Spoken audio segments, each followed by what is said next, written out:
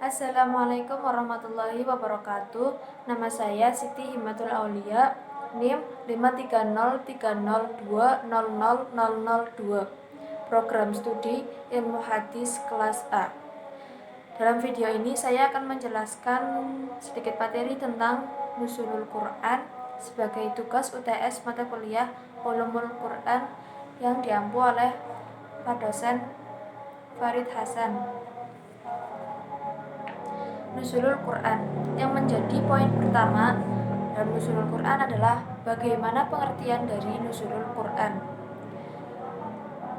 An-Nuzul menurut etimologi berarti turun atau dapat diartikan dengan al-hulul yang berarti penurunan. Sedangkan Al-Quran berarti bacaan.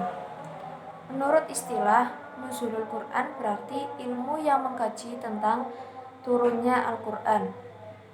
Kemudian, apa saja dalil atau dasar turunnya Al-Quran? Dasar turunnya Al-Quran secara sekaligus.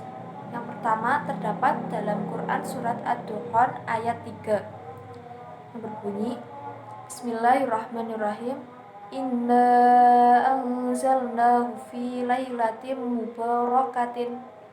Artinya, sesungguhnya kami menurunkannya pada malam yang diberkahi. Yang kedua terdapat dalam Quran surat Al-Qadr ayat 1. Bismillahirrahmanirrahim.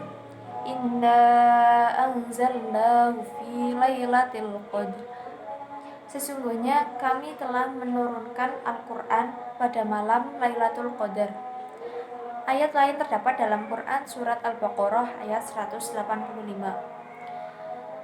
Dasar turunnya Al-Quran secara berangsur-angsur juga terdapat dalam Quran surat Al-Isra ayat 106. Bismillahirrahmanirrahim. Wa Qur'anan faraqnahu litaqra'ahu 'alan nasi 'ala muqsin wa nazzalnahu tanzila. Dan Al-Quran kami turunkan berangsur-angsur agar engkau Muhammad membacakannya kepada manusia perlahan-lahan, dan kami menurunkannya secara bertahap. Ayat lain juga terdapat dalam Quran surat Al-Furqan ayat 32.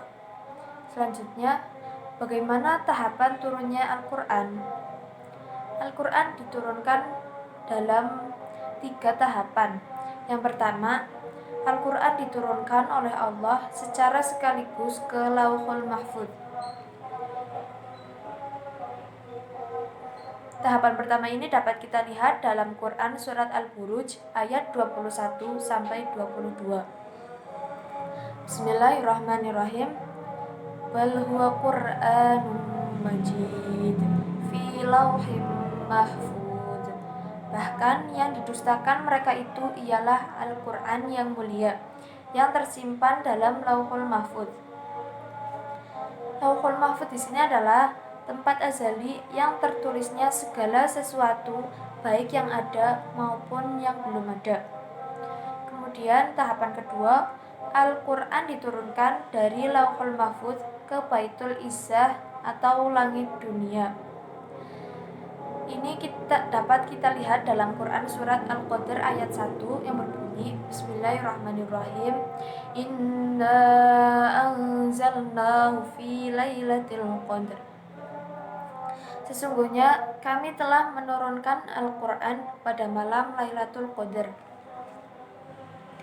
Kemudian tahapan yang ketiga, Al-Quran diturunkan dari Baitul Izzah, langit dunia, kepada Nabi Muhammad SAW secara bertahap. Dalam Quran surat Al-Isra ayat 106. Bismillahirrahmanirrahim. Wa Qur'anan faraqnahu litaqra'ahu 'alan nasi 'ala muqsin wa nazzalnahu tanzila. Dan Al-Quran kami turunkan berangsur-angsur agar engkau Muhammad membacakannya kepada manusia perlahan-lahan, dan kami menurunkannya secara bertahap. Setelah itu, poin keempat, kapan Al-Quran diturunkan? dan berapa lama Al-Quran diturunkan? Al-Quran diturunkan dalam tempo 22 tahun, 2 bulan, 22 hari, yaitu mulai pada malam 17 Ramadan tahun 41 dari kelahiran Nabi sampai 9 Zulhijjah pada saat Haji Wada di Arafah tahun 10 Hijriah. Surat apa yang pertama kali turun? Ayat yang pertama kali turun adalah Quran surat Al-Alaq ayat 1 sampai 5 yang berbunyi Bismillahirrahmanirrahim. Iqra bismi rabbikal ladzi khalaq. Khalaqal insana min 'alaq. Iqra wa rabbukal akram.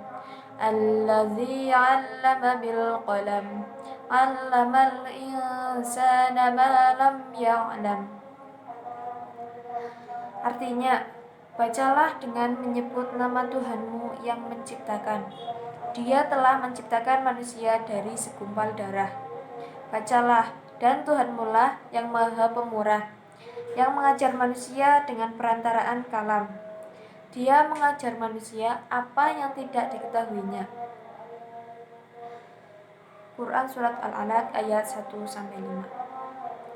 Ayat ini turun ketika Rasulullah SAW berada di Gua Hira pada malam Senin tanggal 17 Ramadan tahun 41.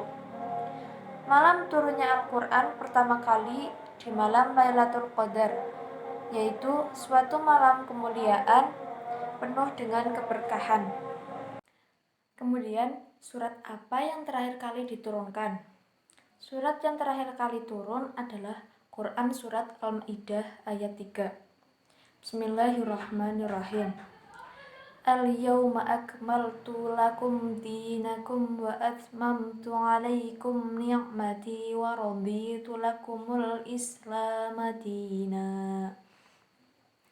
Pada hari ini telah kusempurnakan untuk kamu agamamu dan telah kucukupkan kepadamu nikmatku dan telah kuridhoi Islam itu jadi agama bagimu. Ayat ini diturunkan bertepatan dengan Haji Wada di Arafah, yaitu pada hari Jumat tanggal 9 Dzulhijjah tahun 10 Hijriah atau 632 Masehi. Al-Quran juga diturunkan melalui 2 periode. Yang pertama, periode Makkah selama 13 tahun, yaitu saat Nabi SAW bermukim di Makkah 610 Masehi sampai 622 Masehi. Periode kedua, yaitu periode Madinah selama 10 tahun. Bagaimana malaikat Jibril saat mengambil wahyu dari Allah? Ada beberapa pendapat para ulama. Yang pertama, bahwa malaikat Jibril itu mengambil wahyu dengan cara menghafalkan dari Lauhul Mahfuz, kemudian memberikan kepada Nabi Muhammad SAW. Yang kedua, dalam hadis riwayat Bukhari dan Abu Dawud mengatakan bahwa ketika Allah berfirman tentang wahyu, maka seluruh langit dan bumi akan bergetar karena ketakutan. Jikalau terdengar oleh penduduk langit, maka seluruhnya tunduk dalam keadaan bersujud. Kemudian yang pertama kali mengangkat kepalanya adalah malaikat Jibril. Kemudian Allah memfirmankan wahyunya kepada malaikat Jibril. Setelah malaikat Jibril mengambil wahyunya, terus bagaimana proses turunnya Al-Quran kepada Nabi Muhammad SAW? Al-Quran diturunkan kepada Nabi Muhammad SAW melalui berbagai cara. Di antaranya, 1. Malaikat Jibril memasukkan wahyu ke dalam hati Nabi Muhammad SAW tanpa memperlihatkan wujud aslinya. Nabi SAW tiba-tiba saja merasakan wahyu itu telah berada di dalam hatinya.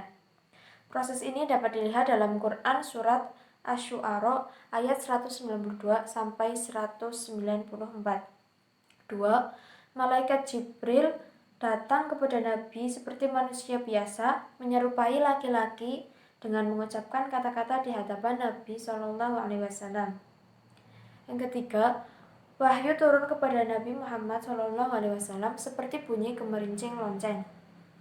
Keempat, malaikat Jibril turun membawa wahyu dengan menampakkan wujud aslinya. Proses yang keempat ini dapat dilihat dalam Quran surat An-Najm ayat 12.